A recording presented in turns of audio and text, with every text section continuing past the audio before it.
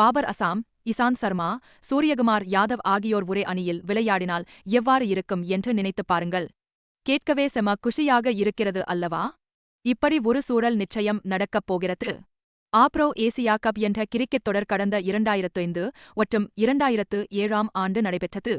அதில் ஆசிய கண்டத்தைச் சேர்ந்த இந்தியா, பாகிஸ்தான், வங்கதேசம், இலங்கை ஆகிய அணிகளைச் சேர்ந்த சிறந்த வீரர்கள் பிளேயிங் 11இல் இடம் பெறுவார்கள்.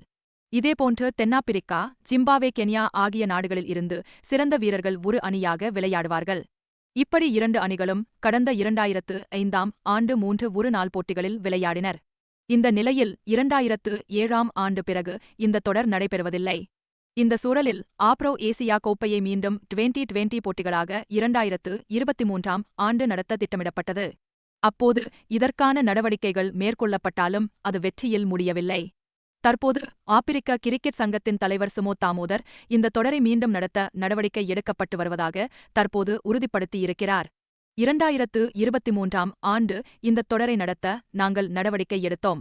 ஆனால் அது முடியாமல் போனது. தற்போது அதை நினைத்து நாங்கள் வருத்தம் அடைகின்றோம். தற்போது இந்த தொடரை நடத்த அனைத்து சாத்தியக்கூறுகளும் நடைபெற்று வருகிறது என்று தாமோதர் கூறியிருக்கிறார். 2020 வடிவில் இந்த போட்டியை நடத்த முடிவு செய்யப்பட்டு இருப்பதாகவும் அவர் தெரிவித்திருக்கிறார். இது சாத்தியமானால் ஆசிய அணியில் 2020 போட்டியில் சிறந்த நாயகன்கள் சூரியகுமார், பாபர் அசாம், முகமது ரிஸ்வான், பும்ரா, ஷாகின் அப்ரிடி, ரஷீத் கான், ஹர்திக் பாண்டியா போன்ற வீரர்கள் எல்லாம் இடம்பெற வாய்ப்பு இருக்கிறது. பாகிஸ்தான் நட்சத்திரங்களும் இந்திய நட்சத்திரங்களும் ஒரே அணியில் இணைந்து விளையாட்டினால் அது நிச்சயம் ரசிகர்களுக்கு செம விருந்தாக இருக்கும்.